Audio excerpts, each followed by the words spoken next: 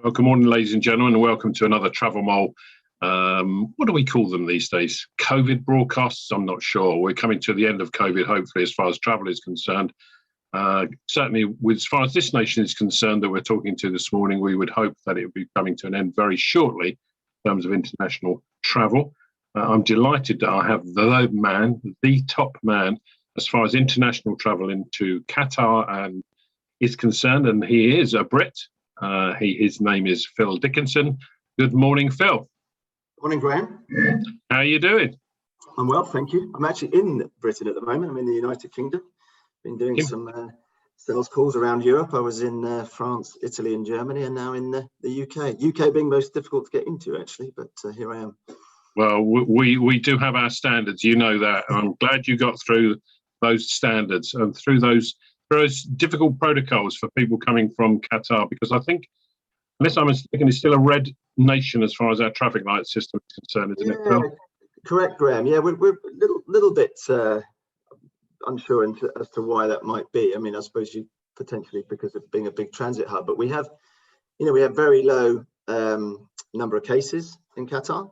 We have actually, I was looking at the stats yesterday, we have now over 70% of our entire population, residents and citizens, double vaccinated, and 82%, sorry, where are we?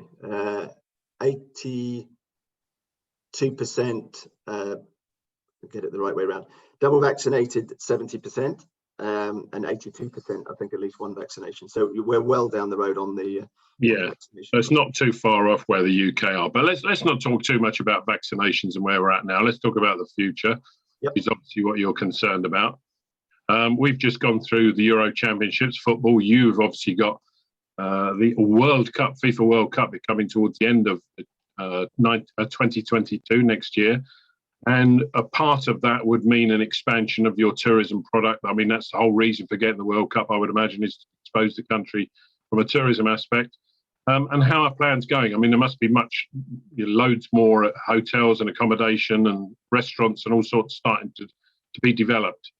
No, exactly that, Graham. And obviously, there's been a huge sort of infrastructural changes going on in Qatar in the last sort of 5 or 6 years with the build up to the World Cup.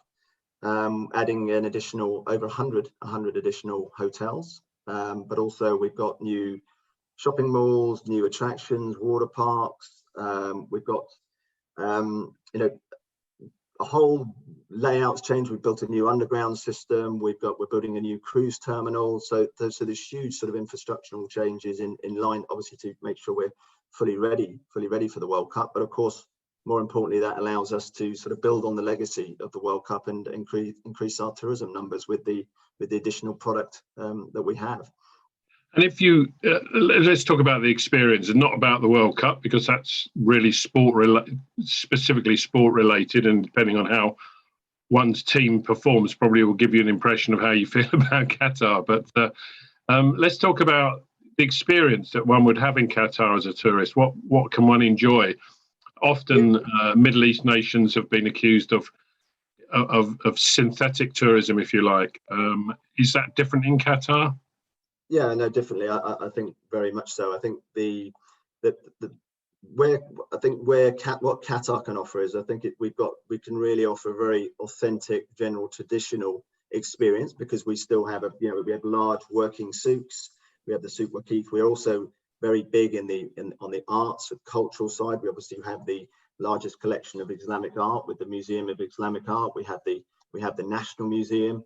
We also have the UNESCO. We have the UNESCO heritage sites, so people can go out into the desert and see some of the history. We have the inland sea.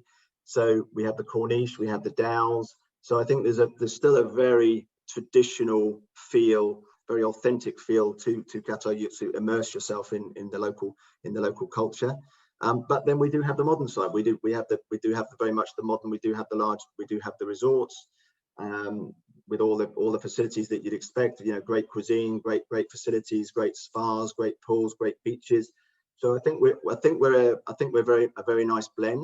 And I think the other thing to mention, of course, is activities. We do have plenty of activities that they can do. People can go and do the adrenaline stuff out in the deserts. We've got the we've got quad biking, we've got the dune bashing, we've got parascending, we've got sand skiing, we've got canoeing in the mangroves. We have these huge mangroves, waterways that people can go canoeing for active holidays. So I think we've got a nice blend. And of course, sport, the whole sport scene in not just obviously the football's the catalyst, but we have a lot of fabulous sort of sports infrastructure in terms of, teams that want to come out and do winter training or rehabilitation or schools groups, etc. We have the Aspire, we have the Qatar Foundation. We've got fantastic golf courses as well, of course. So I think there's a lot to do. I think I would say we're a blend, as you say. I think we're certainly a bit more true to our roots than perhaps some of the other Middle East destinations. And Qatar will benefit, I would imagine, from what a lot of people call the long short break, as opposed to,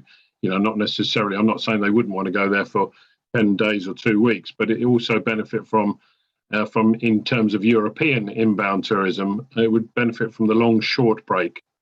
Yeah, definitely. It's we're a mid haul. I would describe it as. I mean, it's actually close. We're just over 6 hours direct flying time from the UK. So it's easy for people that want to get over for a little bit of winter sun. And we're positioning Qatar both for the point to point market, as we call it, in terms of wanting people to come for a 7, 10, 14 night relaxation, recharge, rejuvenate, flop and drop, whatever you want to call it, whether that's with as couples or families. But I think it's also a perfect stopover destination as well, because obviously it's so easy to access so many of the onward destinations from the UK market into Asia, Africa, Australia. So both from a stopover perspective and also from a point to point. I think we're targeting both those segments. Yeah, so you only need a small percentage of the people that transit through Doha to stay for a couple of nights to increase your inbound tourism stats quite considerably, I would think. No, exactly that. Just to mention, I mean, I'm sure you've seen, but I mean, we're blessed to have such an amazing national carrier. I mean, I think Qatar Airways have, continued to go from strength to strength and have been a bit of a shining light through this pandemic in terms of keeping people repatriated and making sure people can get back to their loved ones. So they kept flying throughout the pandemic, even though Qatar as a destination had its borders closed. So and of course they have fantastic frequencies to connections all throughout Europe and North America through Qatar. So I think from that, there's just in terms of stats, just to give you a stat, I mean, there was 39, nearly 40 million passengers that transited through Qatar in 2019. So you're 100% right. I mean, we only need a little bit of an uptick in terms of, and only 2.1 million people stopped. So you can do the maths and realize that there's certainly plenty of opportunity to build on that. We only need an uptick of 5 or 10%. We've doubled our numbers, really. Yeah, I spoke to one of your colleagues earlier in this pandemic, and he was telling me that Qatar Airways were the largest operational airline in the world because of the flights they were doing and some of the repatriation flights and lots of cargo. Now, we're talking, obviously, I'm in the UK, you're in the UK, but you have more of an international brief. What's happening in say, the USA and China, Far East?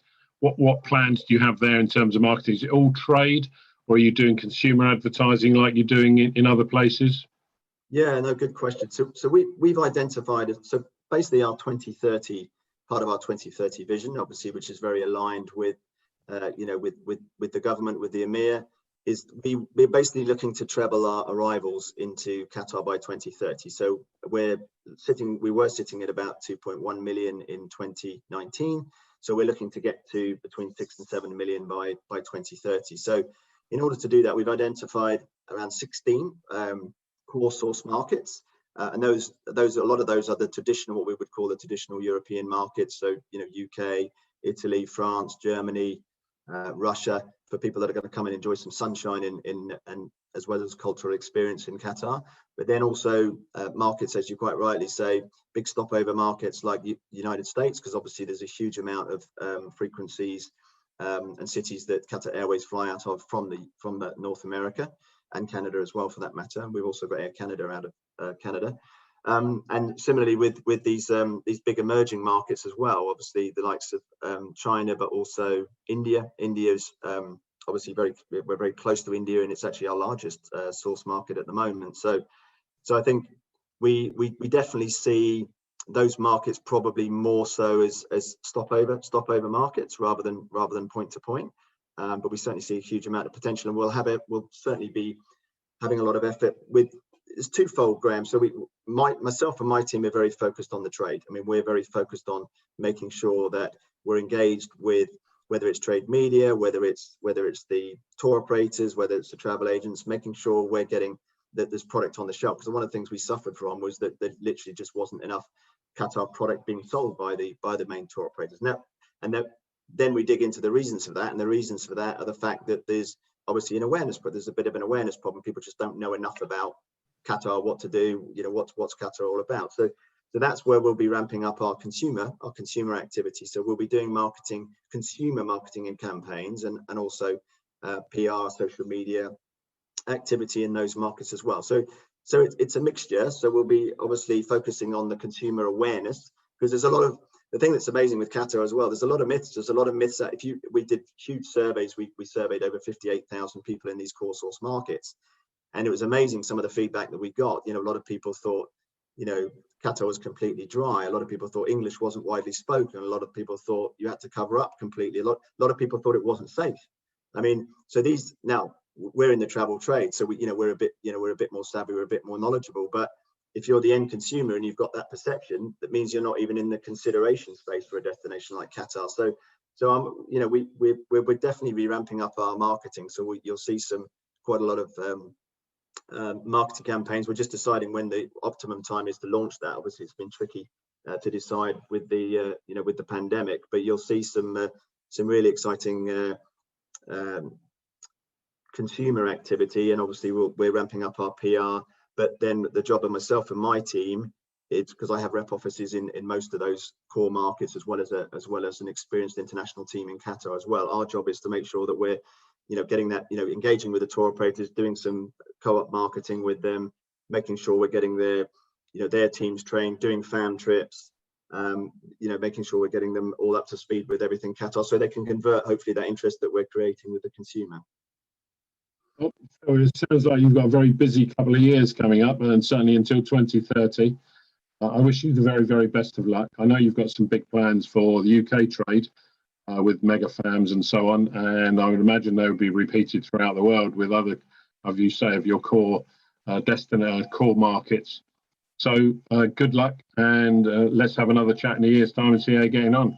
Yeah, thank you, Graham. Thanks a lot for the time today, and big shout out and hello to all your TravelMole readers, or how do you describe them? Would it be readers, or would it be friends, community? Great to see you, man. Yeah, we're talking in 6 months' time about those tickets for the World Cup. Yeah, good man.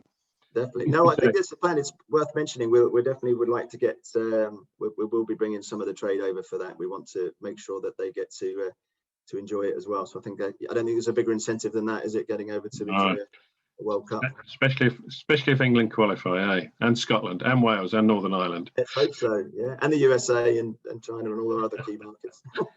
Thanks, good luck. Thank you very much. Bye bye. Cheers.